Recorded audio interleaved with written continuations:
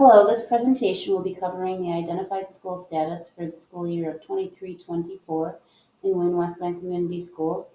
The information presented in this for the identified schools is based upon the 22-23 assessment data, and this was presented at a board presentation for March 2024. Michigan Department of Education has 3 identified school support categories: CSI, ATS, and TSI. CSI stands for Comprehensive Support and Improvement and happens every 3 years. Schools are identified based upon assessment data and remain in cohorts for 3 years. Schools are identified for CSI if the school is in the bottom 5% of schools in Michigan or is a high school with a 4-year graduation rate of 67% or less, or was in a CSI cohort but did not meet the CSI exit criteria, or was in an ATS cohort but did not meet ATS exit criteria. In order to be identified as an additional targeted support or ATS school, this cohort happens every 6 years. So once you are in ATS school, you will remain in ATS school for 6 years. ATS schools are identified if they have both of the following categories: one or more subgroups in the bottom 25% for each applicable component, and one or more subgroup overall performing like a bottom 5% school. Targeted Support and Improvement, or TSI, is identified annually, and schools are identified for TSI if they have one or more subgroup in the bottom 25% for each applicable component. And on a following slide, we will go over what those applicable components are. Wayne Westland identified schools. In 22-23 academic year, there were 7 identified schools: 4 for TSI: Edison Elementary, Roosevelt McGrath Elementary, Adams Middle School, Stevenson Middle School. For the ATS 6-year cohort, Hicks Elementary remained part of that, and the CSI 3-year cohort, Franklin Middle School and WIA remained a part of that. For 2023-24, we had some changes. Edison came out of TSI. They did not meet the categories necessary for those identifications. Roosevelt McGrath remained TSI, Adams and Stevenson as well.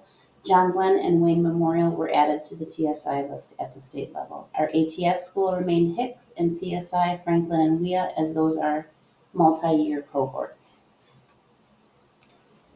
In order to qualify as a targeted support school, or TSI, schools are identified if they have one or more student subgroups consistently underperforming across components, the bottom 25 per each component applicable to that student subgroup in Michigan's school index system. Michigan uses its school index system to identify schools for support. Each school, student subgroup, and component receive a 0 to 100 index based upon the percent of the target met in the 7 key areas.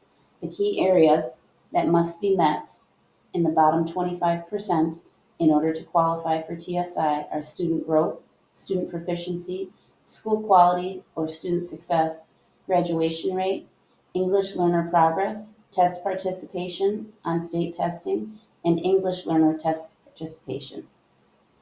Once the index values are determined, component index values are ranked to find the bottom 25% in each component. In order to be identified, every single one of the components must fall in the bottom 25%. For the purpose of this presentation, test preparation is held at a 95% threshold. Edison was not re-identified for the 23-24 school year due to fulfilling the testing requirements above a 95% threshold.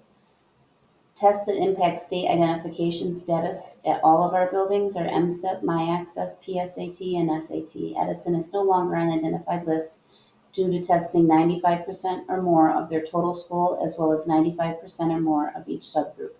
Moving forward, the target for every school in Wayne Westland will be to test 100% of their student body. This is because if any 2 students of a subgroup that is 30 students could cause a school to potentially fall below the 95% threshold. For example, this is what happened at John Glenn with a subgroup. The fastest and most basic way to make sure your schools are not identified as targeted support schools, like Roosevelt, Stevenson, Franklin, Adams, John Glenn, Wayne, and WIA, is that testing requirement. Last year, 146 of our students were not fully tested on the state tests. 66 of those students were virtual, 9 were homebound. 9 out of 10 of the 11th grade students not tested for SAT were present the day of testing, and 1 was not enrolled for testing makeup. 9 out of 10 elementary students not tested were present for the majority of the test window, and 14 of the K-12 students not tested were absent for more than 10 consecutive days within the test window, and 2 were suspended for the majority of the window. We're proposing that students on long-term suspensions during the test window, as well as homebound students, report to the board office to test if they are not allowed on site. Applying for off-site testing if needed to be tested at home by teacher rather than exemption, which is being denied. That is for our homebound students. We also propose that we report an internal report of students not tested. All schools will attempt to test in the first 2 weeks of the test window, and student data teams provide a biweekly report at a minimum for the students not tested to all schools after the first 2 weeks within the test window, so we can ensure there is a push for makeup time. The other part of our proposal we are currently reviewing is our policy for how many consecutive days absent constitute a drop and trigger a re-enrollment requirement. Also, virtual students who did not attend in person for winter NWA testing in January, we propose that missing the local NWA testing site, on-site testing, is a strong indicator of who is not going to be present for in-person state-level testing, which is affecting our school's identification status. We would then transfer back to their home schools for on-site testing and education, as the parent contract indicates after spring count day. We also plan to offer transportation for testing to those families who need it. This year we did a test run with our winter NWA prior to the start of state testing, and we saw that 190 of our virtual students did not attend on-site for testing for the winter NWA cycle in 2024. A special window was reopened and transportation was offered. Parents were notified of their potential return to in-person instruction. There is a link to the letter that was sent to virtual families here. We had a very successful 1 week's window with the help of the administrators at WIA. 140 of the 190 families who had not arrived during the testing window complied with the special testing window. Of the 50 who did not test, approximately 20 were not participating in the basic virtual course requirements and assignments already. A committee will meet to review these individual circumstances and make recommendations regarding return to in-person instruction. Also, Executive Cabinet is exploring options for enrolling all virtual students as WIA students, so they are not cross-categorized within the other buildings in our district, so this has less impact on the rest of our district schools for state identification purposes. More importantly than ensuring that our students are all tested so that we don't fall into TSI is ensuring that our instructional improvements are in place so that we can ensure that none of our students are in the bottom 25% of the state. Our strategic plan is linked here and a snapshot of our progress. We won't have time today to go over the entire strategic plan, but it is available online. But for one example, with curriculum instruction, our challenge statement is, if we strengthen Tier 1 instruction by implementing aligned research-based best practices district-wide, then student performance will increase. Our goal for this academic year is by June of 2024, all teachers will provide evidence of competency and implementation of MDE's literacy essentials in pre-K through 5 and disciplinary literacy in 6 through 12 as measured by surveys, classroom observation, and data conversations. We are currently measuring our goal statement by teacher implementation rather than student results, as we are in the initial phases of this, and this has been approved in the MyKit plan by the state. One example of the alignment to the Michigan Literacy Essentials in Pre-K through 5 is our work with our Literacy Task Force. This task force was founded by 80 teachers Pre-K through 5 who had a strong passion for the need for alignment across our district to align to the science of reading and the expectations among the state. When we started this alignment work in the fall, our initial testing for our new letters assessment that was done for all K through 5 students, the fall foundational skills data showed that 12% of our 5th grade students could not accurately identify all 26 letters of the alphabet. It also revealed that 68.7% of fifth grade students could not accurately produce the sound of every single letter consonant and basic digraph. It also revealed that 38.4% of our fifth grade students could not accurately read all K through 3 level high frequency words. The timeline shown on the right is our literacy essential timeline and how we plan to address over the next 4 years our literacy essentials. We just reevaluated this and made some changes that are reflected here. For this academic year, we targeted the K3 essentials, number 4, 5, and 9, as indicated in the MDE literacy essentials. Kindergarten through fifth grade focused on phonemic awareness, phonics, and assessment. There was a very successful alignment. Over 95% of our instructional staff have aligned to the new plan, and there has been tremendous success with that. That is a kudos to your teaching staff here in Wayne Westland, as well as we've had coaching and intervention alignment so that the Tier 2 and Tier 3 students being pulled for support are receiving more aligned approach to that intervention. In 24-25, the adoption we're working on right now is around our K3 Essentials 2, 6, and 7, and then the grades 4 and 5 Essentials, Essential 2, 4, 5, 6, and 7. At the K3 level, that includes high quality read alouds, vocabulary, and writing. And at the upper elementary, it includes comprehension strategies, fluency and stamina, high quality discussions, vocabulary, and writing. In the 25-26, we propose to implement work in K3 and 4-5 Essential 3, which is around small group instruction, focusing on Tier 2 and Tier 3 when the standard of care doesn't yield the desired results for individual students. What will our aligned strategy be? And then as we continue forward, the 26-27, we plan to monitor, evaluate, adjust, and continue to support our staff in this alignment work. Our winter NWA preliminary results are promising, and we will share that progress with you now. The difference being between the letters assessment, in which I just spoke to on the previous slide. The NWA is a standardized assessment and it does not directly align with the instructional skills that we discussed on the previous slide. It can, however, be a good preliminary indicator measure of how things are going and how that instruction, that targeted instruction, is impacting our students overall in literacy. So the next round of foundational skills assessments just ended in March, and we look forward to sharing those direct results of that data with you, including subgroup performance on those different individual strands. Key factors as we go through this data set is to remember our, first of all, our data protocols, that looking at data should lead to more questions than answers. Data doesn't answer much, but it does lead to some good discussion and places for us to start digging in and see what's going on.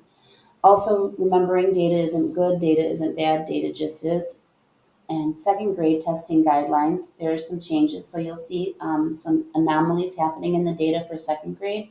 NWA offers 2 test choices for second grade. The K2 version is read to them. The 2.5 version is not read to them. If a teacher switches between the 2 testing types during the year, the data can be skewed and inaccurate. And if a teacher assigns K2 to a student who is on path to becoming an independent reader, that data can also be skewed. This is all according to NWA guidelines. We have written up and will be implementing next year new testing guidelines for our second grade staff, so there is alignment in how we test, that all second grade students will be administered the 2.5 NWA unless they exited first grade below a RIT score of 157, which is equivalent to 1 year below grade level benchmark data. These were the guidelines presented by NWA for the most part. All data in this presentation reflects winter growth and achievement. In 2019-20, that should be considered pre-COVID because the test was given in January and the shutdown happened in March. The 2021 data is not included as students were virtual for that testing window. Also would like to indicate that math is showing strong gains across the board. Teachers feel this can be attributed to student growth in reading, allowing them to access independently the math concepts. Our NWA K-5 reading growth performance bands are shown below. When looking at this chart, the green and blue indicate average and above average growth at 50% or more growth. This data indicates that 9.06% more of our students scored in the average and above average growth this academic year compared to last year of 2022-23. The NWA K-5 math growth performance bands shows that our bottom 25th percentile shrank by 13.85%, while the above 50th percentile growth grew by 16.71. This is significant progress.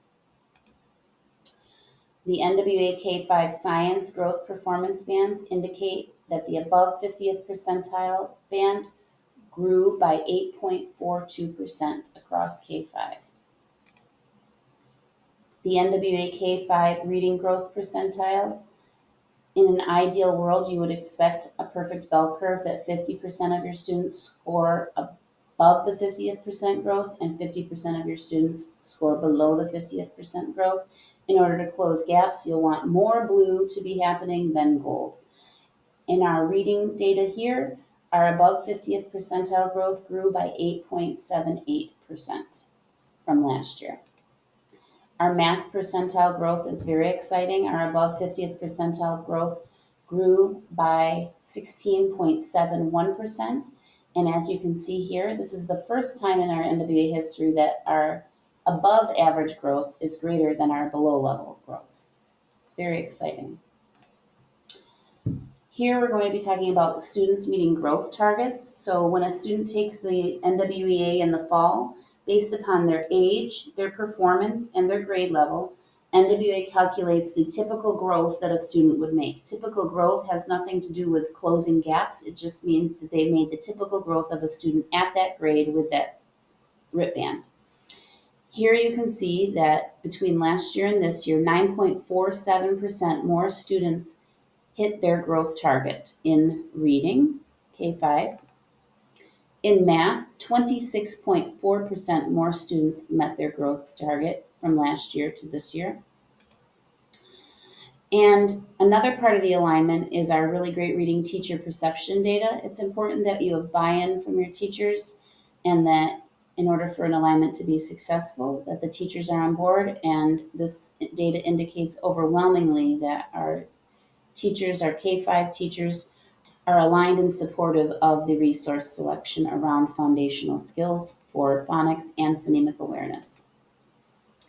The survey indicated between neutral, agree, and strongly disagree that 97% of our teachers enjoy using really great reading as a resource for phonics. It indicates that over 97% of teachers feel that students are making academic gains because we are using really great reading. It indicates that over 98% of teachers agree that really great reading is easy to use. The survey was completed by approximately 147 teaching staff at the K-5 level. I believe there is approximately 180 staff total. So this was a very good turnout to our survey. We're very excited to share the Winters Letters data as it comes, as well as our PASS data. The PASS is a phonological awareness assessment that we are giving K-5 to ensure our students are on the right track for their auditory receptivity of sounds and words. We are currently closing gaps, and we're very excited to share those results. You can see a link to the full data sets presented here as well. Thank you.